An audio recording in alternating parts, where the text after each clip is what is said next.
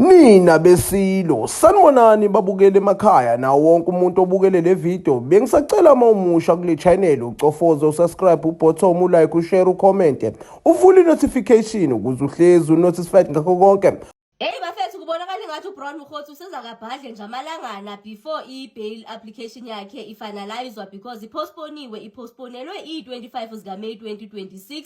Reason being kusamele kuyoverifywa imicimbi efana ne-address yakhe. I-address akayibhalisile i-address yasemafikeng emabathule which is e-Northwest of which ubanjwe eGauteng. So bapheneke i-7 days leyo wanawo phofu namagama akatho into ba enalo ithemba loba xa sekebuya okanye sebeyiverifyile lo address leyo abasezuphinde bafune nobukudelay umcimbi ofana ne-bail yakhe ke. So asiyazi ba iyawumzalela komuni kaloku yena in as much as stake kuthiwa ustage la assassination yakhe kwa esasibama kasebenzise pha kuthiwa lilahle kuthiwa siyachisa kuthiwa ingathi khona njapho sike sahamba khona indlela njengathi azikho right ezifaka ukudlulisa abantu apha emhlabeni nokuphansi ukudlulisa abantu apha emhlabeni. So nje iseseni endele indlela yakhe ayike noko namhlanje ebenxibe fudumelehe noko akafani nalamini leyana noko akagodoli inxibe nje ijacket yanyana nje warm I think Adidas if not mistaken. Ukuhleka usahleka nje kukhona ke nalapho ke ethe xa kegqiba kuthetha igqitha lakhe hayi kwamqhwaya nje kwanyanzeleka into bakahamba yosabela igqitha pha kuye wabefuna ukwengezelela kule nto ibithethwa ligqitha lakhe into ba le address abathetha ngayo iseduze nalapho nizawukhumbula amapolisa apha babeke baya khona bayokwenza i-search and seize apho office ngiyakhumbula mosle Mafikeng last year. So abesitsho sithi le address yakhe ile so bekeza manje ukengezelela kulonto leyo. Hey asiyazi yawumzalela nkomoni bafethu. Bafethu nithi kwenzakalani nge-30 zika June? Neqonda nje i-30 zika June lusuku lami lokuzalwa ibirthday yami. Hayi man, ndibene nento ethuphakela umthakathi apha eqaleni koMeyi esitsho esithi 30 zika June lusuku elikhulu. Kunqamla juqu. Qanda nayo landi into ba it's mainly ukuwenza uba abantu maybe babe uncomfortable bangasabi as comfortable as bengakhona baze ba end up besidelela be entitled ngendlela bebe entitled ngayo yonke lento lena. Man.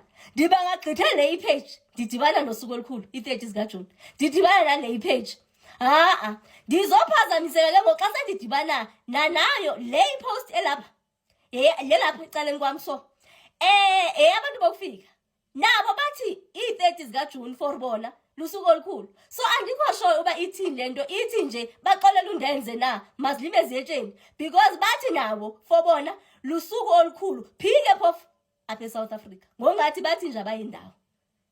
Hayi bafethu kuthe kungephi noPanyaza Lesufi. uPanyaza Lesufi bafethu apha kule video lena ne bekwezinto zabo i-NCOP which is i-National Council of Provinces ne. So apha ke ngoku ebeyathetha director kubani director lentetha yakhe kupresident Cyril Ramaphosa. Hayi wona magama atshoyo wathi Mr President I urge you into yoba u-engage ize nawe uvula umlomo ngalento nokwenza labantu bokufika nje ubonakala ingathi awusimiselanga nje kuvula umlomo because uPresident Cyril Ramaphosa bafethu akathethi ngento nokwenza labantu bokufika. The minute nje vula umlomo siyazi into obuzobelwisa abantu base South Africa. The minute evula umlomo siyazi uzobegrogisa abantu base South Africa ngokuthi uzoba arresta uzothini. So uthulile nje even nangoku siyabona ikhona umnyakazo wenzeka ikhona imovement wenzekala for the first time siyayibona even ugovernment naye esiya beyo demolisha certain buildings nje uyabona ikhona yona into engathi nje iyanqunga khona apha siqhelile mos into ba silwe kuthwethe ku strike kumashwe kuthini but nje elizinga hayi bafethi ngathi sihamba ngomnyushu kule game. Hayi ke athetha abelawo amagama athi futhi ayifuleni basize silinde kumosheke kuze kufike ezi-30 abantu abathetha ngazo kuze konakale kuze kulimale abantu. Mr President we urge you into ba uvule umlomo uthethe malunga nalento nokwenza ngoba kuzaze kumosheke ngendlela esibona ngayo.